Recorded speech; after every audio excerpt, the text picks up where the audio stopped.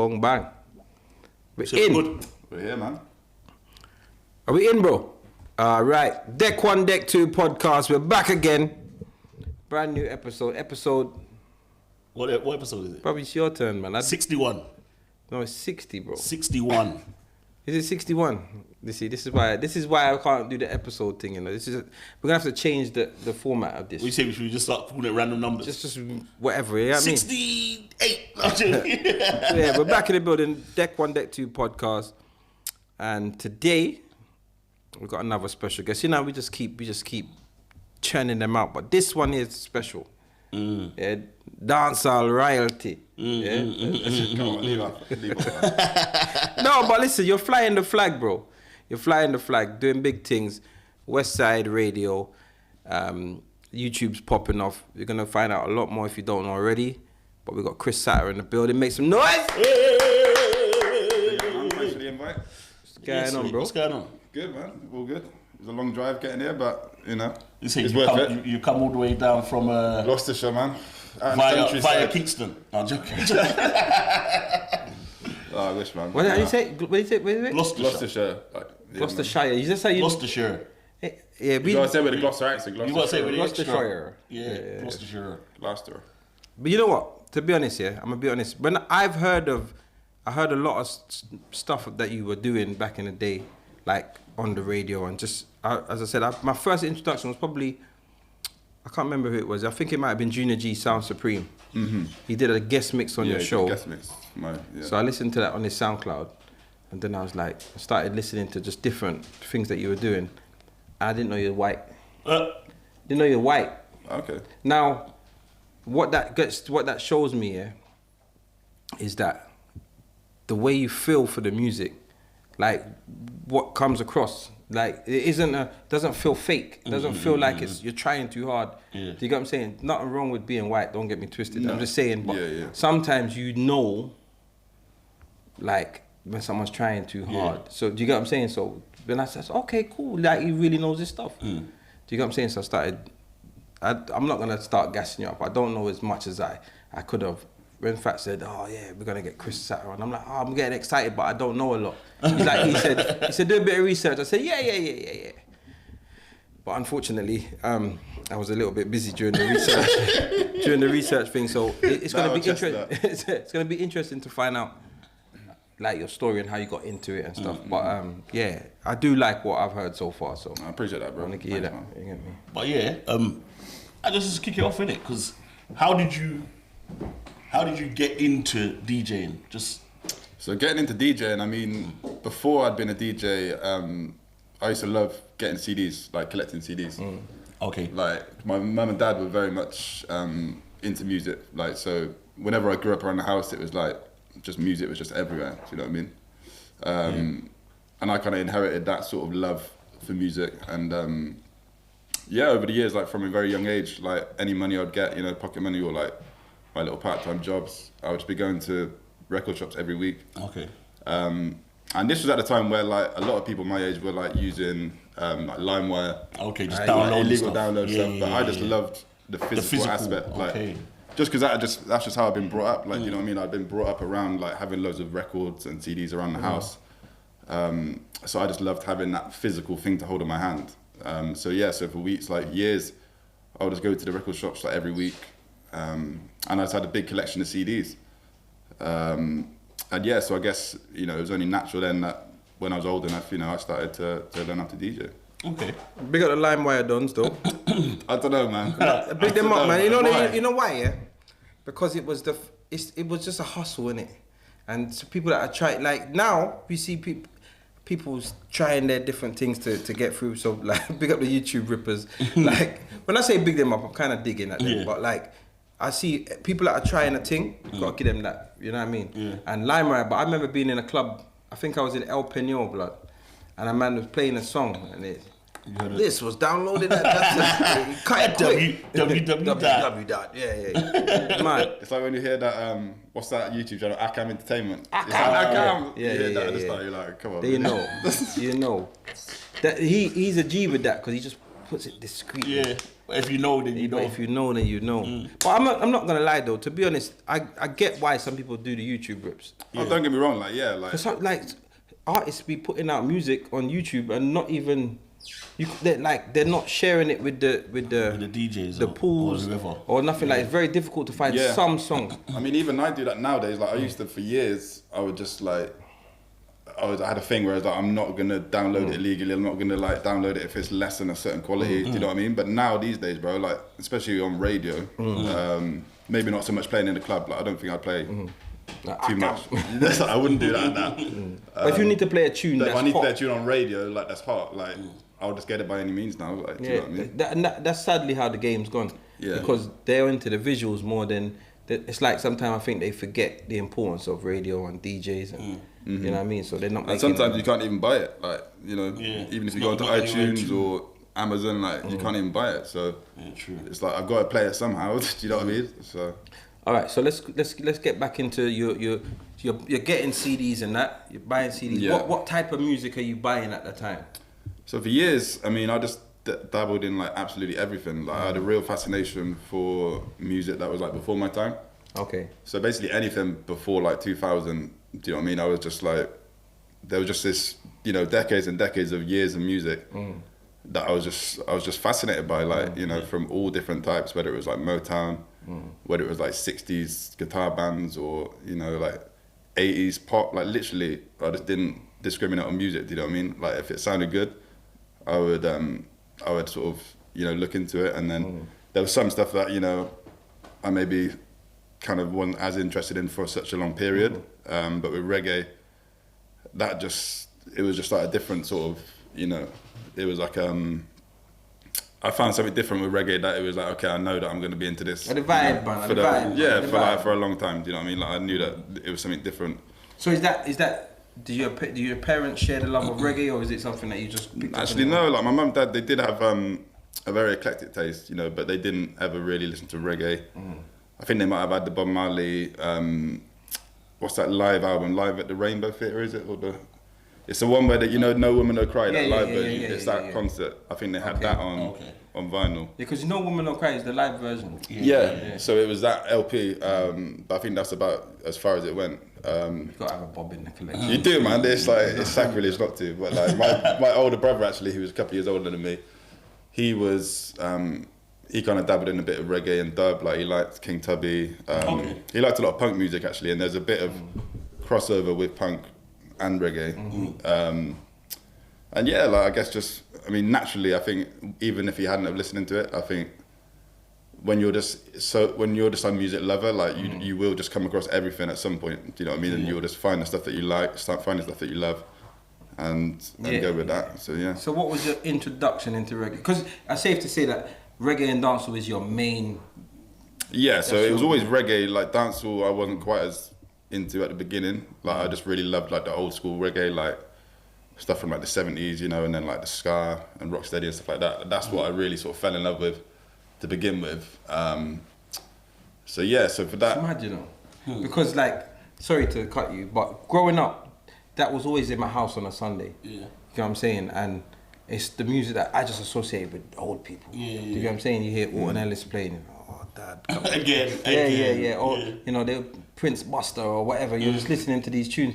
You put on a Toots and then my grand's going off. Do you get what I'm saying? So for a young man to be getting into that. I think maybe that's the reason maybe why I did find it so like, I just loved it so much because I hadn't heard it before, you know what I mean? Yeah, so to me it was brand new, like it might be like 40, 50 years old, but I'd never heard it before, so to me it's like, oh, this is a brand new record. Like I had a friend, he's still a good friend of mine, he was actually into reggae as well. Like we were like the only two people in like the local vicinity that were into reggae, so of course like we became good friends. But we were like, you know, every time we met up, we'd like find some old like 70s song and be like, oh, have you heard this? And it's like it's brand new, do you know what I mean? Like, and it was weird because no one else really in our year group was on that same sort of wavelength. So it was kind of a bit, I guess, looking back now, it's kind of actually quite weird. Like it's just the way that we're so into this old music. But I think, yeah, like you said, because I hadn't been introduced to it from growing up, that when I did find it, like, and I did like start listening to it, it was like this brand new thing. Do you know what I mean? Yeah. But you get a different appreciation because, as I said, I appreciate it now, and like maybe in my 30s, I really appreciate the music. But because I grew up with it, it's like being British and not caring about Buckingham Palace or whatever. And then when people come over, they want to see it. Like they're fascinated. Yeah. And when we go to their country, we want to see things, and they don't care about it. Why do you want to see that? Yeah. So that is really, really interesting because it's fantastic music. 100%. It is, and like I still think to this day, you know, nothing really compares in terms of the sound. You know, like the quality of the recordings, like the singing. Like I wouldn't listen to it as much these days. You know what I mean? Like because I feel like I kind of not moved on from that, but. You know, there's only so much you can listen to the same old records. You know what I mean? You do need something fresh to keep things interesting. But like, but yeah, man, I don't think you can really beat it still. You know, in terms of the actual quality of the recordings and the songwriting. You know, everything. I feel like yeah, definitely. It's legendary. Like it's listening to some of the songs that they sang, like they've been sampled so many times, they've been redone, and you just realize that these guys were geniuses. I know, it's crazy. So how did you get, all right, cool, you and your friends, you're listening to Skia and you're sharing your records and stuff. How did it then progress? Because obviously, the old, like, rocksteady Skia, it's a complete different sound from reggae and from early dancehall. Yeah. Do you get what I'm saying? So how did it all transition? Like, did he just get into reggae and then it just opened this? It opened doors, yeah. Like, so it was actually the obviously I knew about Bob Marley, like you know, everyone knew Bob Marley, and I think I maybe had one or two of his albums, you know, and I definitely liked them. But I think the one CD that really sparked my love for just reggae in general was they used to get this magazine, like it was like called Mojo magazine. It was like a music magazine, but it used to come with this free CD every month. And 1 month it was this, it was like a Studio One CD. It was like they basically put together this like compilation of great Studio One tracks. And like the first one was Johnny Osbourne, We Need Love. And I was like, yeah, this is just like, you know, this, like that just really sparked my love for it. And then from the, I really just loved, like, there was this record label called Soul Jazz Records, and they would put together these CDs, like Studio One sort of compilations, kind of like a mixtape. You know, you'd have like Studio One Rocksteady, Studio One Lovers, Studio One Groups, like just all these different eras and, you know, sort of styles. And yeah, I would just get them religiously, and then it just opened up the door to everything. Then, you know, from then on, I got really into dub. Like I love King Tubby. Like there was a period where I was literally just listening to like dub, basically. This is mad. How old was you at the time? So that was when I was like sort of 15, 16. Like, I mean, it's weird now, like looking back, because like obviously people that were like probably my age now that are, you know, listening to dancehall and that, they probably would be listening to like Cartel, Mavado and stuff like that. Like, do you know what I mean? Like they would have been. Oh, like, you mean? Oh, yeah, at that time. When they were growing up, yeah. Okay, like, do you know what I mean? So I kind of missed out on that in a sense. So in a way, I kind of do regret that, because I kind of missed out on, you know, listening to Cartel for like, you know, for the first time at that age and stuff like that. But now, you know, I feel like I kind of needed to do that. You can't. Your experience is your experience, and if you came into, so I'm assuming that was what, 06, 07 times? About 10 years ago. So what are we on now? 2022. So yeah. Okay. But 2012. Okay, I'm giving. You're getting. I'm giving it. Because I'm thinking of like early Cartel, innit? I'm thinking of early. No, but that's peak Cartel 12, innit? 2012 is like. No, but that's it's like Warren, innit? Mavado Cartel. That's 2012ish, innit? I thought that was earlier, to be honest. 2010? I can't fucking remember, bro. the Gully Gaza thing's been going on for too many years.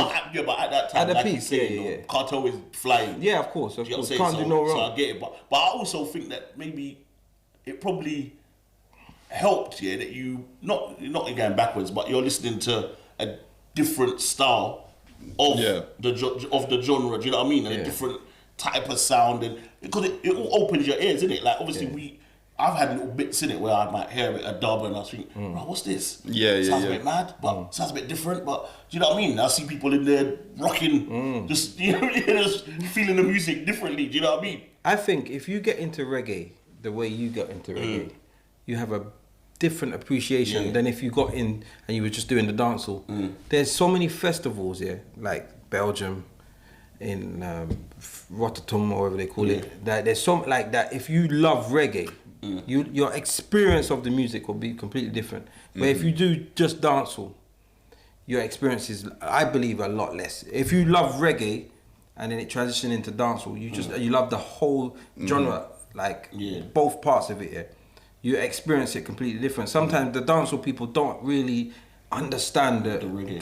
Hey, reggae is powerful, you know. It does something. And if you go to one of the like the reggae capitals of the world, like there's a few of them, but like I think it's Spain, Germany. We got Rotterdam. Yeah, like Amsterdam, or Netherlands, Japan. Like these places, they absorb the music in a way that, like, it's just electric to see. Do you get what I'm saying? So, I think you've done it the right way. So I understand your regret because the one time it was in the dancehall, it was nice. That's what I mean. Like, I feel like I missed that. But for the love that you have for the music, it transcends. I can see it. That's why I said when I was listening to your stuff, I could see that this guy loves it. Do you get what I'm saying? As opposed to he just plays it. Yeah. Do you get what I'm saying? Yeah. So what year did you actually start DJing then? Like, so DJing, that would have been interestingly actually the first thing I learned to mix was actually jungle, like drum and bass, because that's what most of my friends were into at the time.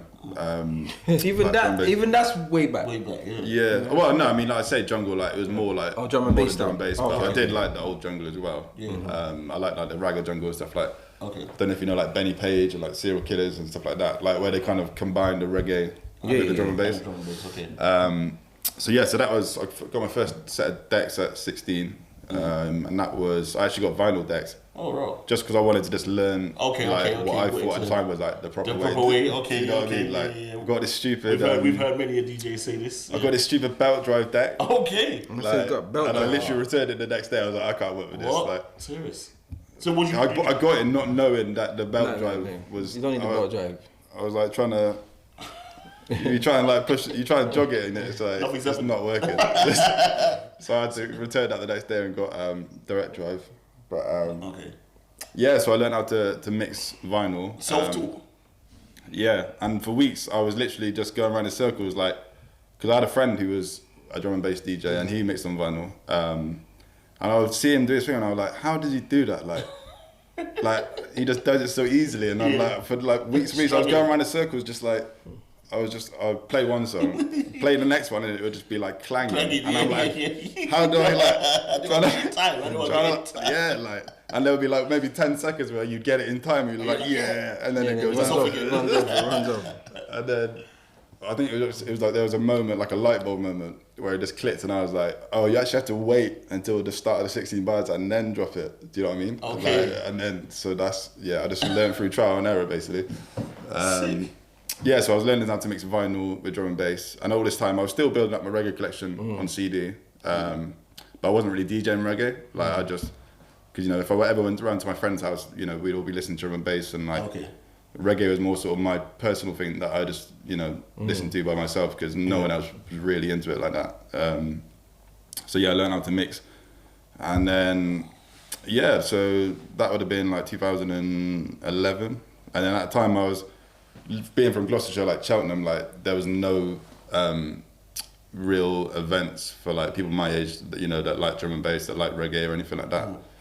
So then, well, can you imagine like there's a reggae stroke jungle party for 15-year-olds? It's just not gonna happen. Nah, I mean we used to go to Bristol. Bristol was like the nearest sort of biggish city. Do you know what I mean? That would cater for that sort of music. So we always used to just jump the train. Like big groups of us, and just go to the places like I don't know if do you know Bristol like at all? Like I've been there a few times. Twice. Yeah, there's this club called Lakota, which is like it's quite a notorious sort of rave venue. But they used to have like. Is that the place that's all like it looks like a warehouse inside? It's sprayed up. You might be thinking of Motion, but it might be Lakota. It's down an alleyway. Yeah, that sounds like Lakota. Yeah. Or no, there's Blue Mountain as well. And they recently they've been doing outside events. Yeah, that's Lakota. Oh, okay, yeah. So we used to go to these like drum and bass raves, and they'd have like reggae DJs there as well, and we'd be like I think one time Rodigan was there, and like there'd be a lot of jungle DJs, and we were like, oh, this is sick, like we need something like this where we are, like So then I just took it upon myself to start my own event, and that's really where I actually DJ'd for the first time, like officially. Do you know what I mean? Like until that point, You booked yourself. yeah, basically, like, and we might have, you know, done the old house party or stuff like that before, but I'd never actually DJ'd in a club. So I called the night Top Ranking because I wanted to combine the reggae and the drum and bass element. Okay. So then I did the reggae warm up. So I'll do like maybe the first 2 hours just straight reggae, and then from that point it would be like, you know, drum and bass, because that's what most people were there for, was the drum and bass. This is, you know what, I'm listening to this sounds mad to me. I'm just trying to work it out, like it sounds mad, but if you guys, if there's enough of you that love it, because I'm thinking like, what, because of the type of reggae that I know he's into, I'm thinking what type of warm up was going on. I was playing like bloody like Dennis Brown and stuff like that. Like, do you know what I mean? Like, and people were loving it because really? Yeah, because the thing is, like, for me at the time, especially, I saw reggae and jungle as like pretty much the same. Like they're part of the same family. Do you know what I mean? Like obviously reggae is just like halftime. So like reggae is literally usually what, like 90 BPM, like 80 BPM, and drum and bass was like 180. So it's literally, you know, like half, if you can vibe to like drum and bass, then there's a good chance you can. When we used to dance the jungle, we used to do the slow reggae dance and dance on the second beat. The second beat. Yeah. I mean, obviously people didn't know the music that I was playing, like the reggae that I was playing. You know, they didn't really know it, but because, you know what I mean, they were just up for a party. You know what I mean, they would just go with it. Like, I don't think I could push it too far. Do you know what I mean? Like, you know, at some point people are gonna start complaining like, oh yeah, like this is one of the drum and bass now. But yeah, man, that was just a real buzz, just playing. Just like, I remember the first time, like we got the venue and it was like press play on the tune, and I think it was like, I can't remember what it was now, but like on the speakers you just hear it coming out in the sound system. You're like, yeah, this is like, I'm actually playing. It feels right. It feels right. I'm actually playing, like, I'm actually DJing that in the club now. Like, so yeah, man, that was a real buzz. So yeah, I did that for about a year, and that did really well. And then moved to Bristol, and then when I moved to Bristol, then I started to try and steer towards more just strictly reggae, because I knew that Bristol had a reggae crowd, and you know what I mean, it was known more for reggae. So did you ever go to the Bristol Carnival? Yeah, been a few times. Yeah, played there for the last few years. Okay, good. But we haven't had it for like nearly 3 years now. Yeah. Which is sad, but COVID things. Yeah, I love Bristol Carnival, man. Like it's. Yeah, we used to drive there all the time. I actually think I prefer it to Notting Hill. But it does its thing. We used to drive to Bristol Carnival regular. Okay. The thing is, it's not like obviously as big as Notting Hill. Yeah. So it's actually easier to navigate around and like. Okay. Sometimes I feel like Notting Hill is just too many people. Much going on, like you're trying to go from like A to B, and it's like you got to take it all day. Take you like 2 hours. This way, come through that way. You can't. That's why now, if I go to the Carnival now, I'll try and just stick to the same spot for most of the day. Do you know what I mean? Because I just can't be bothered walking through crowds and like. All right, let me help me on the journey from where Chris Satta is today, because Chris Satta is doing mad things in the dancehall scene, like, so the Chris Satta that was playing Dennis Brown in the warm-up of the Jungle Rave to Chris Satta today, like, when did that it's a mad journey. It's a weird journey as well, because so really, like, I guess I'll just have to take it chronologically really. So so I moved to Bristol and I was steering to more awards like reggae nights, so I kept the name Top Ranking. And you know, some of the following that was in Cheltenham, you know, they followed me to Bristol. Cheltenham is where they do the racing, yeah. Okay. Yeah, we just had it. I was thinking, where I know this name from. Okay. Yeah, just had it last week actually, but yeah, man. So then, so Bristol, I was doing sort of more strictly reggae nights, but it was.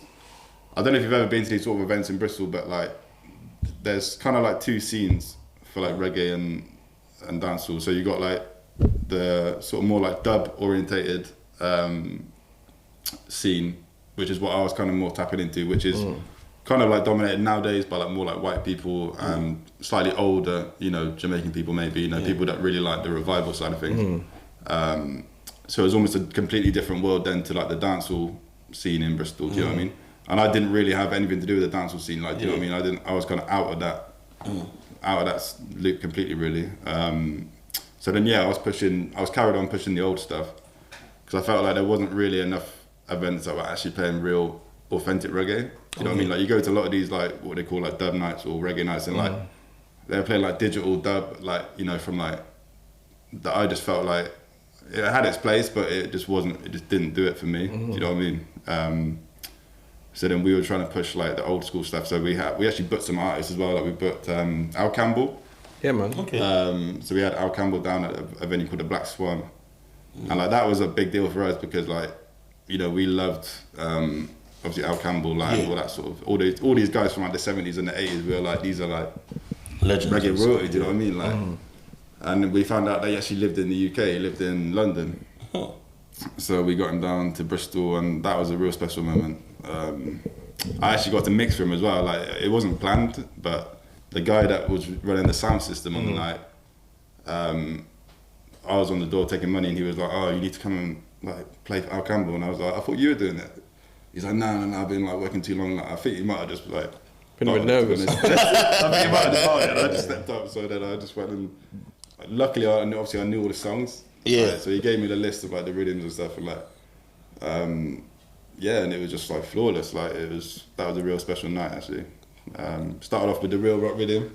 Okay. Yeah, man. And then it was just like this is crazy. Like, and then after that we booked this other singer from the same era, like Anthony Johnson. Okay, yeah. There's Gunshot. Yeah.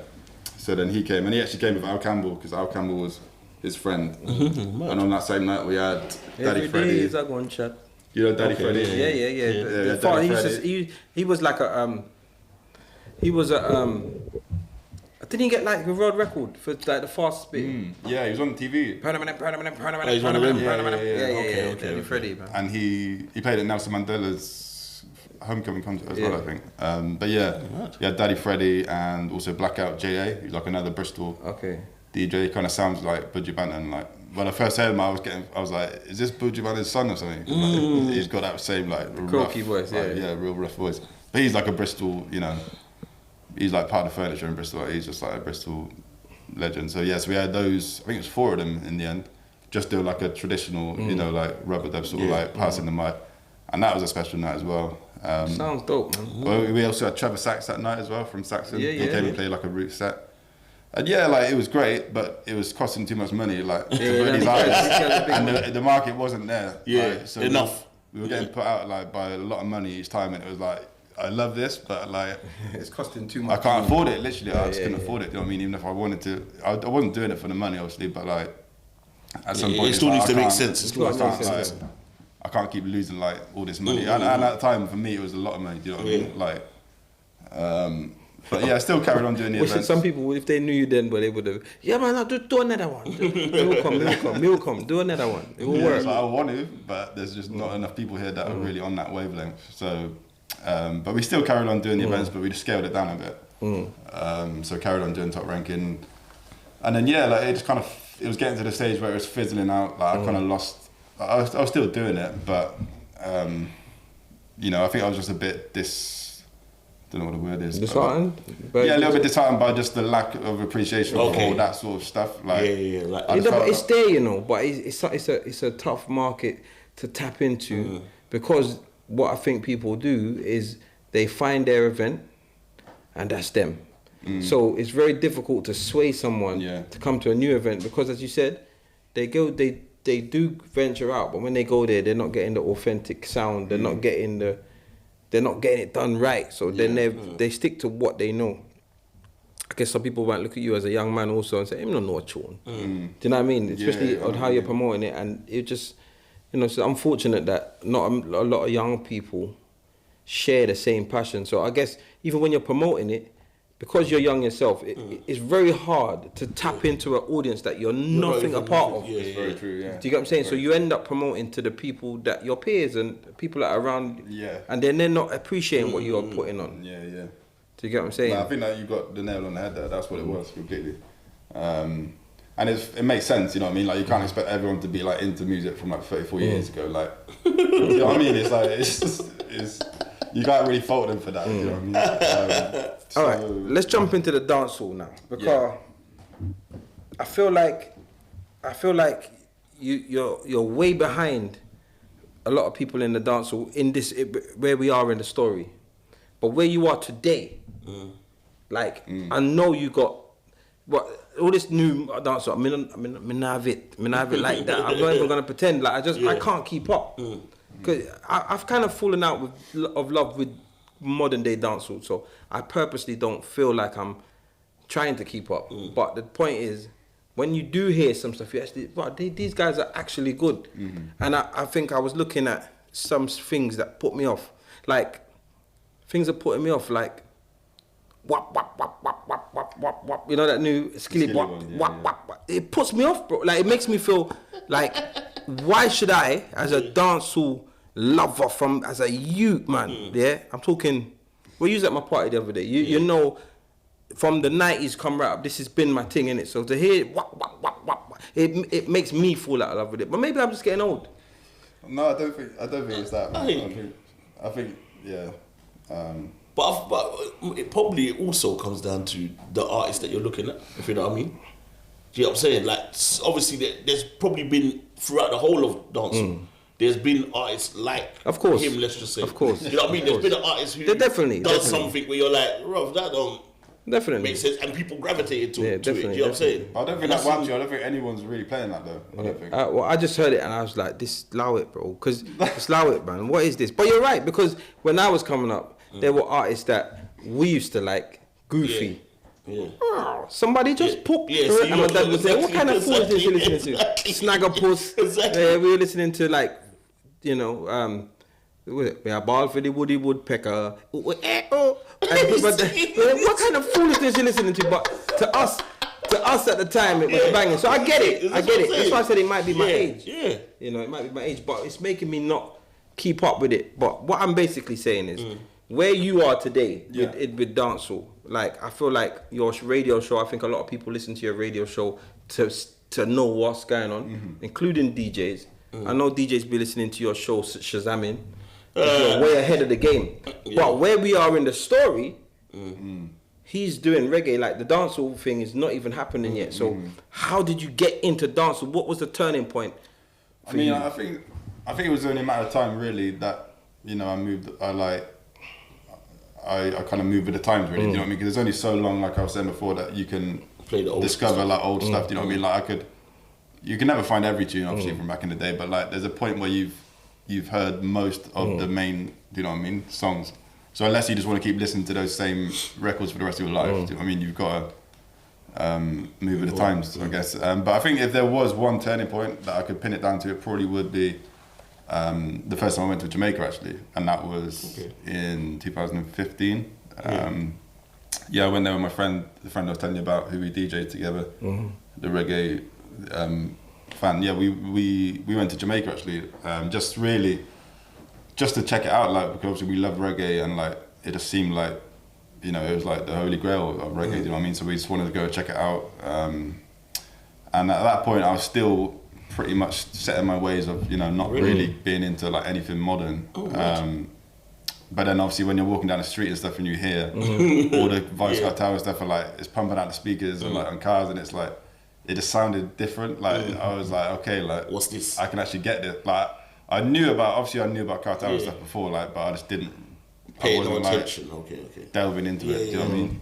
But then hearing it in that environment, it was a real like eye opener, in the sense that, okay, like, I get this now, like, because it just sounded different to me, like, do you know what I mean? And then from that moment, I really just started falling in love with dancehall, do you know what I mean, as opposed to reggae. Like, don't get me wrong, until that point, I had been playing, you know, I'd be playing like 90s dancehall and stuff, like, in my sets, but I wouldn't really go much past 2000. So at that moment, it was really like, that was the point where I was like, okay, like, I can see, like, you know, why this is such a thing. And from there, I guess I just started falling in love with it, so. It's mad. So when you first went though, because obviously now you go on the YouTube, and then you have to go like this, and it's just keep scrolling, and there's bare videos. On what YouTube, right? On yours. Oh, right. On your YouTube. When you go like this, there's bare videos. So when you first went, did you connect with any artists? So hold on, explain what you're talking about. We didn't connect with any artists, in the sense we got a couple of dub plays. Okay. So was that new school artist dub plates or old or reggae dub plates them times?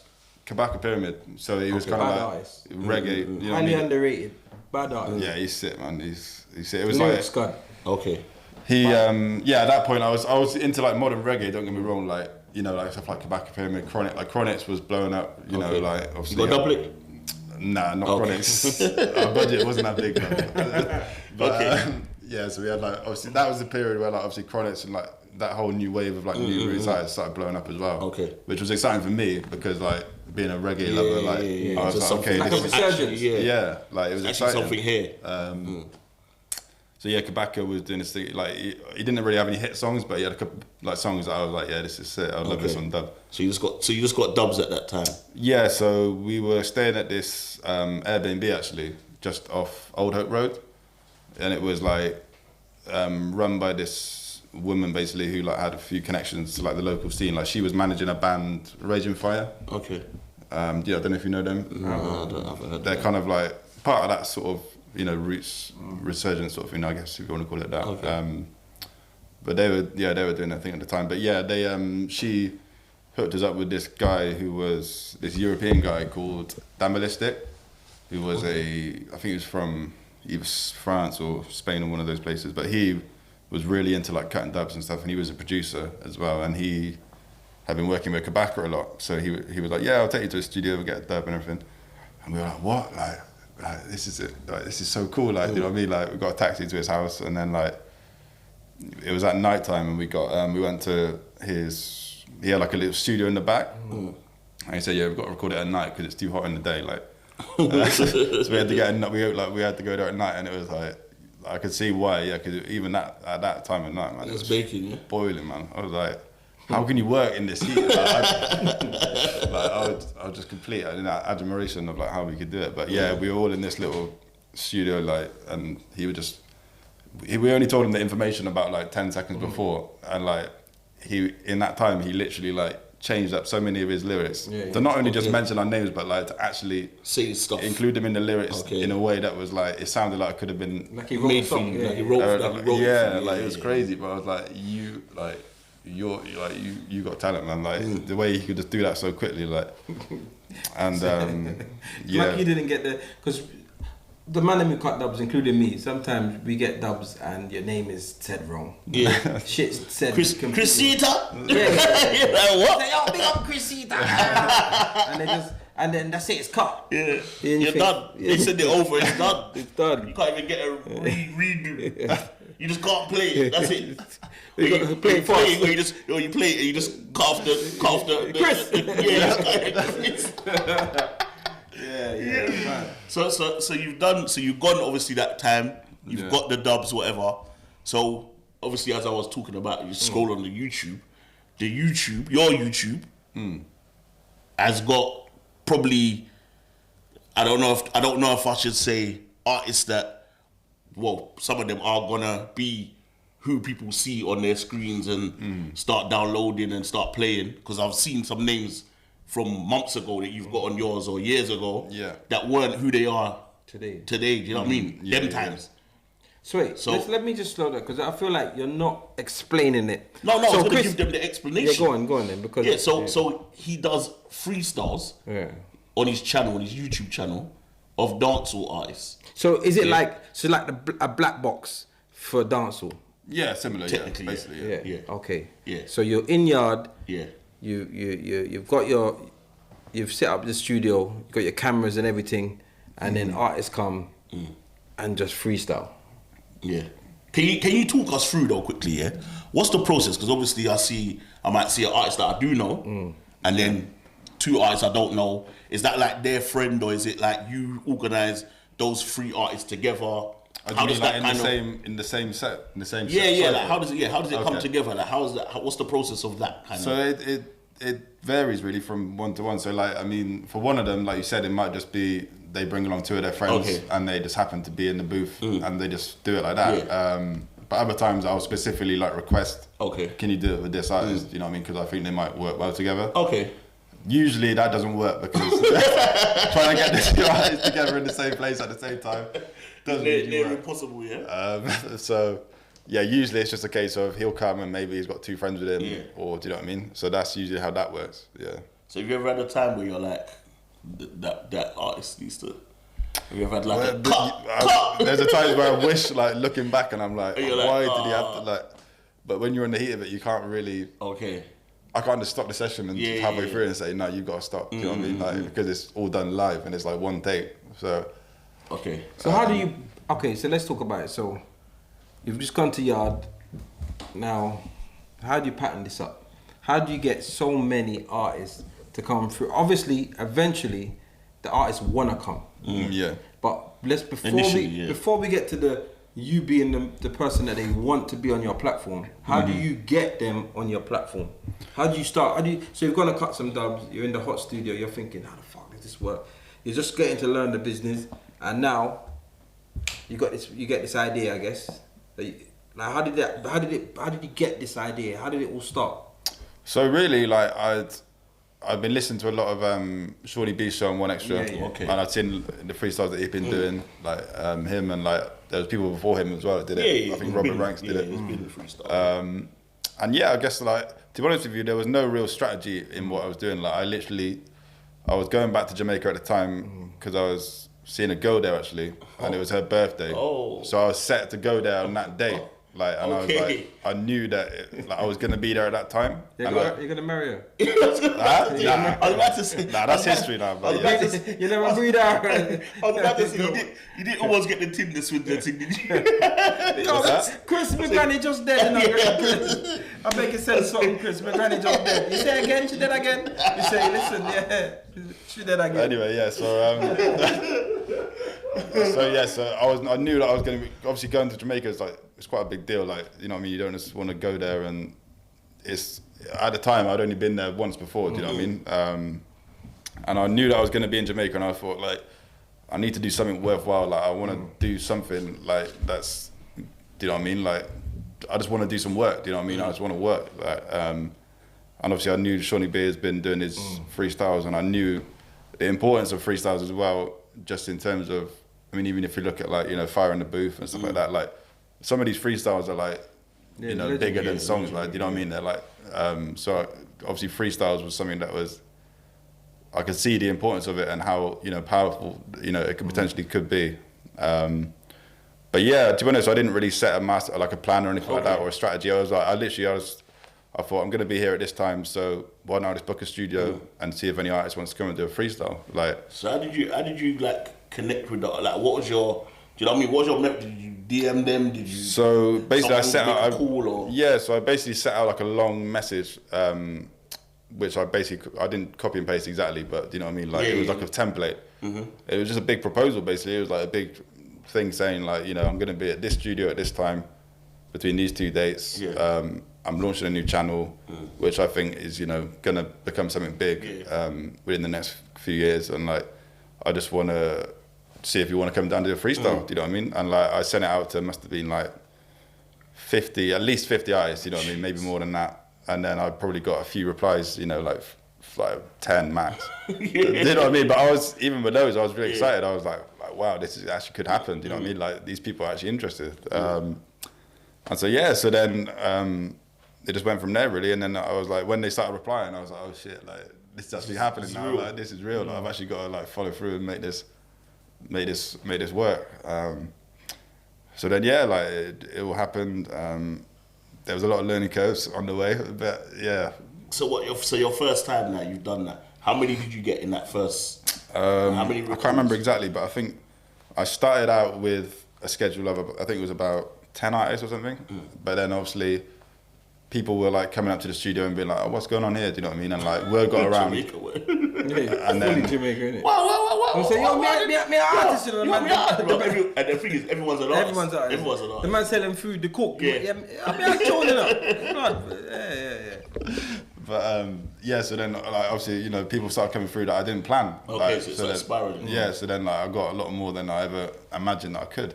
Okay. And then yeah, recorded all of them in space of about 2 days, and then yeah, and that was it. And then I was lucky at the time. It was really like, it was one of these experiences where, like, you know, when the stars just aligned for you. Like, it just felt like so many stars aligned for me that time. Like, with the date that I went, and what was happening with like Chronic Law at the time. Like, he was just, you know, that, because that was a video that really blew my channel up basically. Like it went viral, and that was only the third video that I'd ever dropped on the channel. That was your first video as well? Third. Oh yeah, I've seen that. So who was your first ever artist? So the first one I actually recorded, I can't remember because I released them. I pre-recorded all of them at once, and then I released them, separately to that. But I think the first one I ever released was Sasko, Agent Sasko. Oh, big. Which was obviously a big deal for me at the time. Yeah. So Other than Budgie, he's my favourite artist. Was that you using that same method you're saying though? Like you just messaged Agent Sasko? Yeah. I just got his WhatsApp. Right, and just, I tried to email. My first port call was emailing. Looking at you like, shut. Nah, man, listen, Sasko's the man. That's my artist, man. My first port call was emailing, and then I soon found out that email wasn't really the way. So like, then I started like doing a bit of digging and like found people's WhatsApps and stuff like that, and then started directing on WhatsApp. And I mean at the time if you looked on my credentials, like I was working for the BBC at the time for radio, like I was doing production work for the radio, so maybe they looked at that and thought, okay, this guy's he does something. Yeah, like he's involved with. As soon as they say BBC, everyone knows BBC. At the time I wasn't, and I still haven't, ever done any like presenting work for BBC. But I was involved with it, so like on my Instagram I put like, BBC radio stuff because I was still working for them. I'm just saying when they see that. Oh yeah. That's like a Yes. You know, like if there's one thing they know in it about England, we have BBC. Well, I mean, I think in the UK we actually underestimate how big a deal it is. Like, just not even in Jamaica, but like around the world. It's a big deal. It's one of like the most, I think it is the biggest broadcaster in the world, literally. So that might have helped. You know what I mean? Like they've seen that. Okay, he's not just complete. Like nobody. Because at the time I wasn't really that known, but like. It looked, you can tell by looking at my thing that maybe I'm on my way. Something could happen. So Sasko was the first one. And how did that one do? How did that one do? Like, was you? It didn't do amazing. Like, I mean, to be honest, I was kind of expecting more. I don't know, like because it was a brand new channel. Yeah. I didn't have any subscribers. Like, I literally had about 20 subscribers, and. But it did well for the number of subscribers that I had. Like I think the views actually did alright. Your algorithms won't kick in. Like when you just started, it's not even. If I typed in when you first started, Agent Sasko freestyle, it probably still wouldn't come up. No, you're right. Yeah. So it would take a long time for you to now start chucking it in the algorithms at the top. Yeah. So where are you now in terms of subscribers and views? Subscribers. Last time I checked, it was 37,000.8, and then it's a lot more than 20. Yeah, trust me. But the thing is that I should probably not skip this part out because it was like quite a crucial part, really. Like, so I think the next video after Sasko was might have been Version. I was basically like these were like the biggest ones that I had. So I was trying to go in. Okay, so you start in essence. You almost was like, I'm gonna start the channel with the heavy. With the impact. Like I didn't want to say put all of them out at one time, but I wanted to try and make a bit of an impact with the first one so that people would take attention, sort of thing. So then, I think it was Virgin after that, and then Javelani after that, who was also bubbling. He was bubbling, so that brought more attention to the channel. But then I think it was the one after that, which was Chronic Law, which was like crazy. It just changed everything for me, like basically, like and for the channel, like it was just crazy. Like I dropped it on a Monday at I think it was like 6 p.m. or something, and. Straight away, Chronic Law, like he took a screenshot of the video and just posted it on his Instagram. Mad. And like straight away, I could just see the views going up, going up, and then like all of a sudden, within a few days, it was like on like I think like 200k or something, like within like a week. And I was like, this is just like what is going on? Like I couldn't believe it. Just to put it into context, though, Chronic Law. What kind of obviously Chronic Law is a big artist. Yeah. But this was how long ago? This is like a year. This was 2000 and I'm trying to remember the actual year now. I think it was either late 2018, I think. Okay, so so it was when like government was out. Like I'm not even sure if Hillside was out at that point. So it's 3-4 years ago. Early Chronic Law. Yeah, it was that. You know that point where like the 6 blew up in the UK. It was just before then. So it was like it was around that time where he was bubbling in Jamaica, but no one really knew him in the UK. So that really kind of like it just took off. Sick. Mad. And then from then on, like that's when people started paying more attention to the channel, I think, and looking at me and thinking like, okay, this is a channel that I actually might want to get involved with, because they see that the power of that, and so then from then on, it's just been trying to stay consistent with that. Really, like obviously, I still haven't had a video that's done quite what that did. Okay. But it stayed at a fairly decent level. But you still have videos. There's ones that are 200k. Yeah, no, that's what I mean. They're doing well. Like, it's a lot of K's, man. There's K's. There's K's. K's, bro. Special K's. K. You know what I mean? K's up in There's there. K's. So, all right, we ain't got a lot of time left. So, now, what are you doing now? Because I know you're on the radio. What's your radio show like? What kind of thing do you do on your radio show? So if I was to watch your freestyles and then be like, oh, this Chris Satta guy, and then I listen to your show, would it be similar? Would I be getting the same vibe?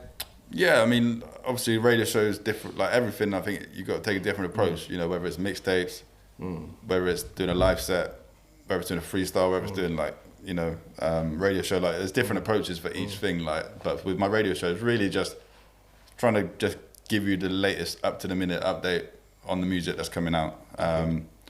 I do try and get a lot of studio guests on. So obviously right now in the UK, there's so many artists doing their thing that it's like I like trying to get as many of them in as possible, just to find out more about them and just build up that connection with the artists as well, because I think radio is a great tool for that, for like bringing people together and actually building a bit of a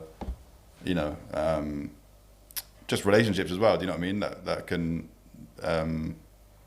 that can last for for a number of years. But yeah, so I do interviews, then I also do guest mixes as well. Like obviously you said you heard was it Junior G? Junior G, yeah. That's so, good as well. So I just try and involve as many people as possible really with the show. Whether it's a guest mix, interview. But yeah, it's all about the music. Do you know what I mean? It's all about trying to bring people up to speed with. So quickly, what's your thoughts on the dancehall scene at the moment? Because there's a lot of like conversations where like people are like, oh, I don't really like dancehall today, and I don't. Well, he said it. Yeah, he said it. But you have quite a lot of the new dancehall artists on your freestyles. Do you know what I mean? Or ones that are known, and you it's different.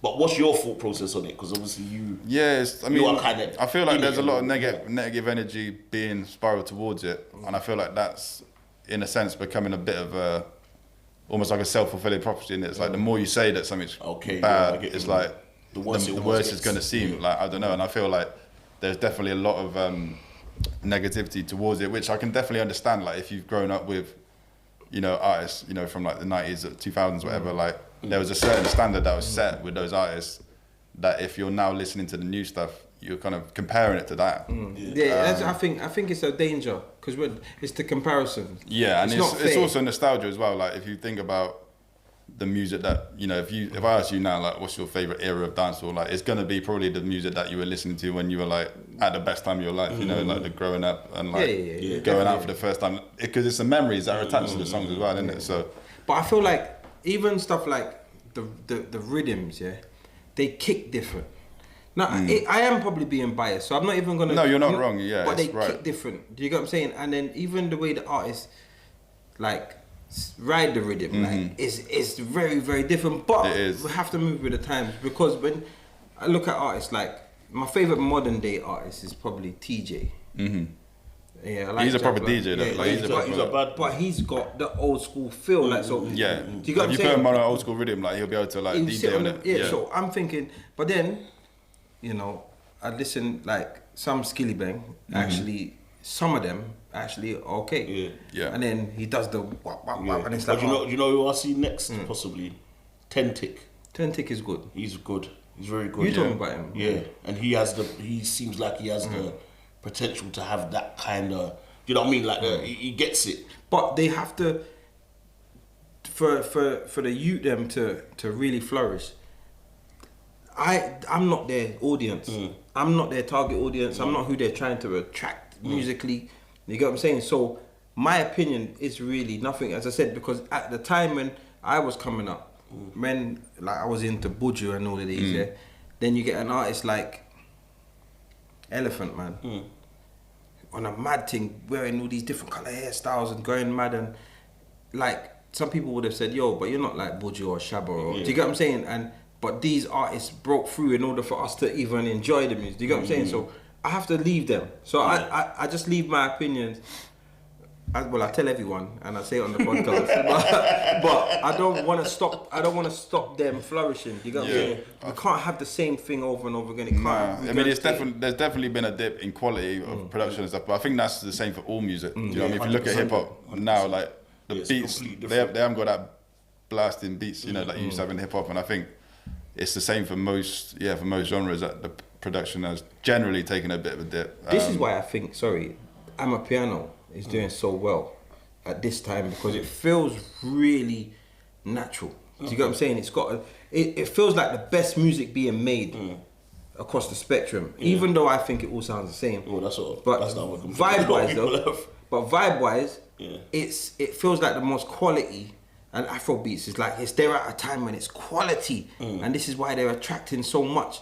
I think every music has its time where it's peaking. Do you know what I mean? Like dancehall has had it. I feel like maybe it's had its peak in terms of being globally, you know, like influential or whatever. Now it's Afrobeats time. You know what I mean? But that's not gonna last forever. I think I was watching an interview actually with Octane the other day, and he was saying that